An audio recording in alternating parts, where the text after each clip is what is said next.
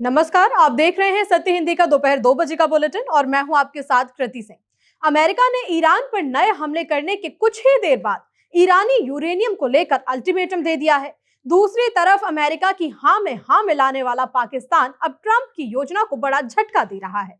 उधर भारत में भी सियासत गर्म है। कांग्रेस ने मोदी सरकार की आर्थिक नीतियों पर हमला बोला है, तो राहुल गांधी ने दलित राजनीति पर बड़ा आत्ममंथन किया है।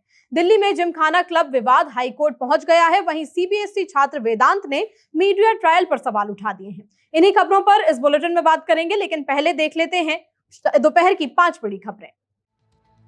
ट्रंप ने ईरान को दी चेतावनी, परमाणु यूरेनियम तुरंत अमेरिका को सौंपने की मांग। पाकिस्तान ने ट्रंप को झटका दिया, अब्राहम अकॉर्ड्स में शामिल होने से इनकार। कांग्रेस का मोदी सरकार पर हमला, जयराम बोले चौथे एफ को भूल गई सरकार। दिल्ली जिमखाना क्लब पर फिलहाल नहीं होगी कार्रवाई, केंद्र ने कोर्ट में कहा। सीबीएसई छात्र वेदांत बोला बिना जांच मुझे पाकिस्तानी बताकर खूब ट्रोल किया गया। ट्रंप ने कहा है कि ईरान को अपना समृद्ध यूरेनियम अमेरिका को सौंप देना चाहिए ताकि उसे नष्ट किया जा सके। उन्होंने ये भी कहा कि अगर ईरान चाहे तो अंतर्राष्ट्रीय निगरानी में अपने ही देश में इस यूरेनियम को खत्म कर सकता है। सोशल मीडिया पर किए गए पोस्ट में ट्रंप ने कहा कि एनरिच्ड यूरेनियम तुरंत अमेरिका को सौंपा जाए या फिर ईरान के भीतर अंतर्राष्ट्रीय गवाहों की मौजूदगी में उसे नष्ट कर दिया जाए। हालांकि ट्रंप ने साफ नहीं किया कि क्या ये प्रस्ताव अमेरिका और ईरान के बीच बनने वाली किसी संभावित समझौते का हिस्सा है या फिर नहीं। ट्रंप ने अपने बयान में एटॉमिक एनर्जी कमीशन का भी जिक्र किया, लेकिन दिलचस्प बात यह है कि यह संस्था साल 1974 में खत्म हो चुकी है और उसकी जिम्मेदारियां दूसरी एजेंसियों को सौंप दी गई थी। इसके बावजूद ट्रंप के बयान ने दुनिया का ध्यान खींच लिया है। स्ट्रेट ऑफ हॉर्मुज को हर हाल में दोबारा खोला जाएगा, ये सख्त चेतावनी अमेरिकी विदेश मंत्री मार्को रूबियो ने ईरान को दी है। भारत के जयपुर दौरे पर आए रूबियो ने पत्रकारों से बात की। उन्होंने कहा कि ये समुद्री रास्ता दुनिया के व्यापार के लिए बेहद जरूरी है। ईरान का इस रास्ते को रोकना पूरी तरह गैरकानूनी और गलत है। पूरी दुनिया इस तरह की मनमानी को कतई बर्दाश्त नहीं करेगी। उन्होंने साफ कर दिया है कि अमेरिका इस रास्ते को किसी भी तरह खुलवा कर रहेगा। अब देखना होगा कि अमेरिका की इस कड़ी चेतावनी पर ईरान क्या कदम उठाता है। अमेरिका के साथ समझौते की खबरों के बीच ईरान ने साफ कहा है कि वो पीछे नहीं हटेगा। ईरान के सुरक्षा प्रमुख मोहम्मद बाकेरी ज़ोलकाद्र ने साफ कर दिया है कि वो सरेंडर तो कभी नहीं करेंगे। उन्होंने देश की जनता को भरोसा दिया कि दुश्मनों को मैदान में धूल चटा दी गई है। इस वक्त पाकिस्तान की मध्यस्थता में दोनों देशों के बीच पर्दे के पीछे बातचीत चल रही है। ईरान ने युद्ध को रोकने के लिए अमेरिका के सामने 14 सूत्रीय प्रस्ताव रखा है, लेकिन इस बातचीत के बीच भी ईरान अपने रुख पर पूरी तरह अड़ा हुआ है। ईरान के विदेश मंत्रालय का कहना है कि बातचीत सिर्फ युद्ध रोकने पर हो रही है। इस चर्चा में परमाणु मुद्दे या समुद्री रास्ते को लेकर कोई भी बात नहीं की जाएगी। इस्राएल के साथ रिश्तों को सामान्य बनाने वाले अब्राहम अकॉर्ड्स को लेकर पाकिस्तान ने बड़ा बयान दिया है। पाकिस्तान के रक्षा मंत्री ख्वाजा आसिफ ने साफ कर दिया कि पाकिस्तान किसी ऐसे समझौते का हिस्सा कभी नहीं बनेगा जो उसकी मूल विचारधारा के खिलाफ हो।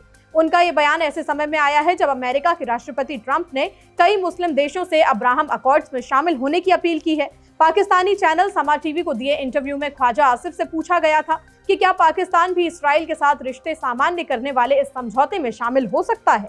इस पर उन्होंने कहा कि व्यक्तिगत तौर पर उन्हें नहीं लगता कि पाकिस्तान ऐसा कोई भी समझौता करेगा जो उसकी बुनियादी सोच और नीति से टकराता हो। पाकिस्तान के रक्षा मंत्री ने इस्राएल पर भरोसा न करने की भी बात कही। उन्होंने कहा कि आप उन लोगों के साथ कैसे बैठ सकते हैं जिनकी बात पर एक दिन के लिए भी भरोसा नहीं किया जा सकता। उन्होंने दोहराया कि पाकिस्तान का इस मुद्दे पर रुख पूरी तरह साफ है और इस्राएल को मान्यता देना फिलहाल स्वीकार्य नहीं है।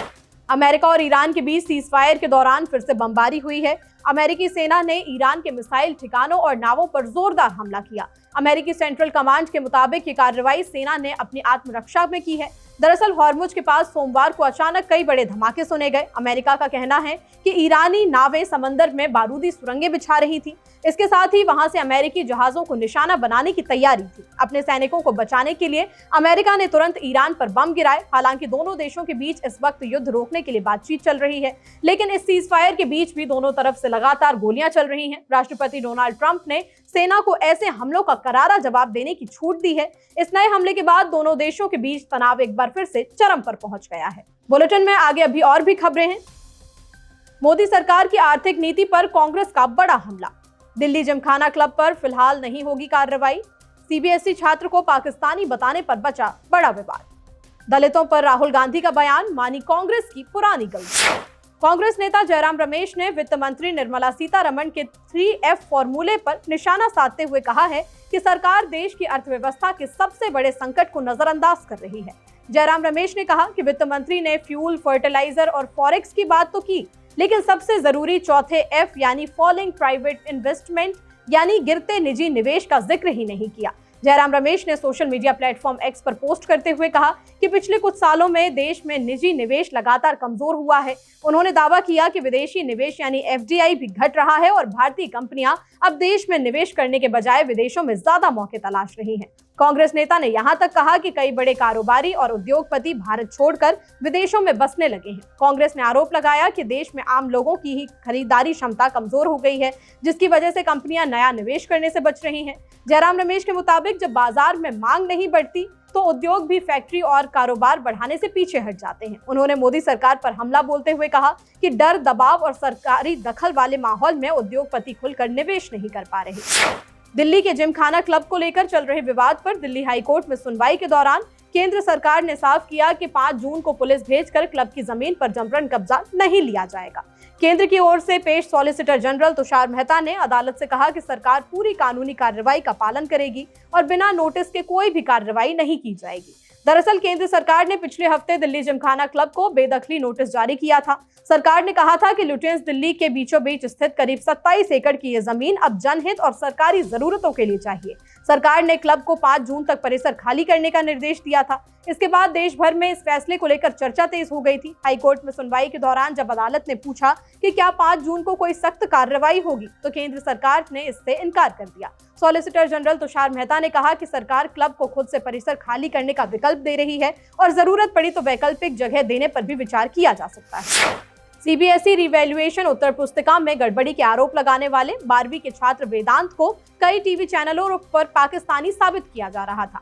इस पर वेदांत की तरफ से कहा गया है कि हमने अपनी बात रखने के लिए ट्वीट किया था जो वायरल हुआ, लेकिन लोगों ने हमें पाकिस्तानी बता दिया। बड़े बड़े एंकरों ने भी बिना वेरीफाई किए हमें पाकिस्तान का बता दिया, जिसके बाद हमें बहुत ट्रोल किया गया, जिसने हमें बहुत ज्यादा आहत कर दिया है।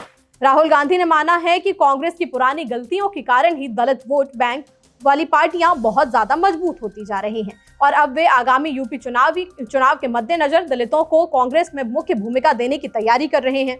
सोमवार को कांग्रेस मुख्यालय में अनुसूचित जाति विभाग की एक बड़ी बैठक हुई थी। इस बैठक में राहुल गांधी ने बिना नाम लिए मायावती की बसपा जैसी पार्टियों पर निशाना साधा। उन्होंने कहा कि अगर 80 और 90 के दशक में कांग्रेस ने दलितों के लिए सही कदम उठा लिए होते तो वे दूसरी पार्टियों की तरफ जाते ही नहीं।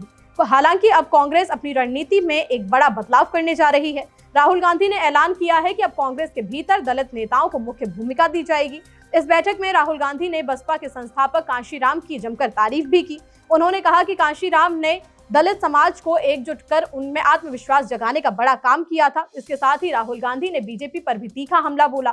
उन्होंने आरोप लगाया कि बीजेपी एक तरफ क्षेत्रीय पार्टियों को खत्म कर रही है तो दूसरी तरफ दलितों के अधिकार छीन रही है। राहुल गांधी का ये बयान उत्तर प्रदेश के आगामी विधानसभा चुनाव को ध्यान में रखकर देखा जा रहा है। दिल्ली NCR समेत उत्तर भारत में CNG और पेट्रोल डीजल के दाम फिर से बढ़ गए हैं।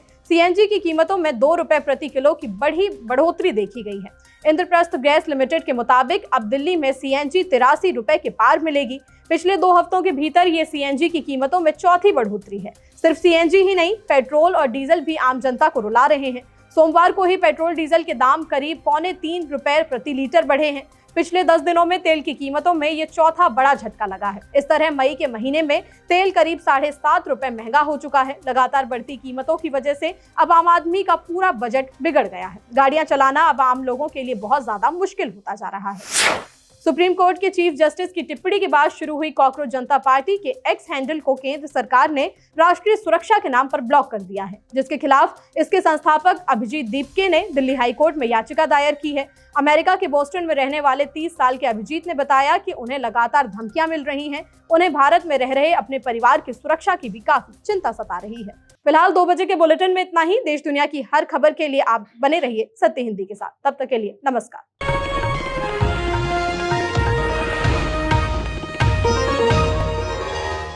Copyright disclaimer under Section 107 of the Copyright Act 1976. Allowance is made for fair use for purposes such as criticism, comment, news reporting, scholarship, and research.